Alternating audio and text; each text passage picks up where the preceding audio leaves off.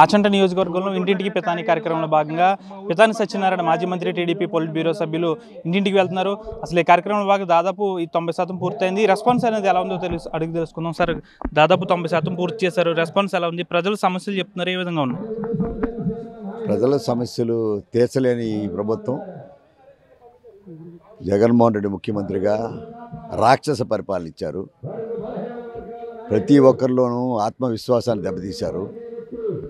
ప్రతి ఒక్కరిని ఒక కక్షపూరితమైన పార్టీ, నీ పార్టీ కాదు నా పార్టీ కాదని ఆఖరికి పెన్షన్లు తీశారు, ఇళ్ల పట్టాలు తీసేశారు. ఈ గ్రామంలో చూస్తే ఈ గ్రామంలో అర్హత ఉన్నా కూడా రేషన్ కార్డు రాకుండా చేస్తూ ఉన్నారు. అంటే ఇటువంటి పేదవాడు అర్హత కలిగిన పార్టీలకు అతీతంగా చేయవలసిన ఈ ప్రభుత్వం పార్టీలు వాలంటీర్లు వాడుకుంటా ఉన్నారు. పార్టీకి సచివాలయ సిబ్బందులు వాడుకుంటా ఉన్నారు. ఎప్పుడు నేను కనువీరు వెరగలేదు. రాజకీయాల్లో ఎంతో దుర్మార్గమైన అధికారులను కూడా జెండాలు కట్టుకుని తిరగమనే పరిస్థితిలో ఈ ప్రభుత్వం ఉండడం అనేది సిగ్గుమాలిన ప్రభుత్వంగా భావిస్తూ ఉన్నాం. ప్రజా పరిపాలన తెలియని ఒక ముఖ్యమంత్రి అవడం, అదే దారిలో శాసనసభ్యులు ఇక్కడ నడడం, ఇక్కడ శాసనసభ్యుడు అయితే ఇంటర్వ్యూ కూడా ఇవ్వలేని పరిస్థితి. ఇంటర్వ్యూ అంటే ఇంతమంది ఎందుకు వచ్చారు, పేదవాడి సమస్య తీర్చడానికి ఒక్కడే రావాలా, ఆ ఒక్కడే కనిపించాలా, 10 మంది వస్తే నీ సమస్యలు జవాబు చెప్పాలనే ఉద్దేశంతో 10 మందికి కూడా జవాబు చెప్పలేని దిక్కుమాలిన శాసనసభ్యుడు రంగరాజు గారు ఇక్కడ. అది వాస్తవమో కాదో ప్రజలను అడుగు తెలుసుకోండి. మీ మీడియా మిత్రులు కావాలితే ఇదిగో ఎంతమంది ఉన్నారు, లేదనుకుంటే రోడ్డు అంటే వెళ్తా కూడా ఇంటర్వ్యూ చేసుకోండి.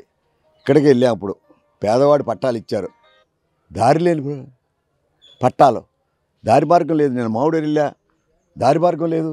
అంటే వీళ్ళు ఏం చేశారో ఏం చేస్తున్నారో, అసలు మేము పట్టాలు ఇచ్చామని చెప్పుకోవడం తప్ప దారి లేని పట్టాలు ఇలాగా 2 లక్షలు 3 లక్షలు వాళ్ళు మట్టి మోసుకోవడానికి, ఇసుక మోసుకోవడానికి, సిమెంట్ మోసుకోవడానికి ఖర్చు, ఎక్స్ట్రా ఖర్చు చేశారే.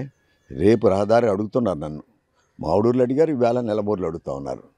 అంటే నీకు అసలు పరిపాలన పరిజ్ఞానం లేదా, జ్ఞానం లేదా, అజ్ఞానులా మీరని అడుగుతున్నాను.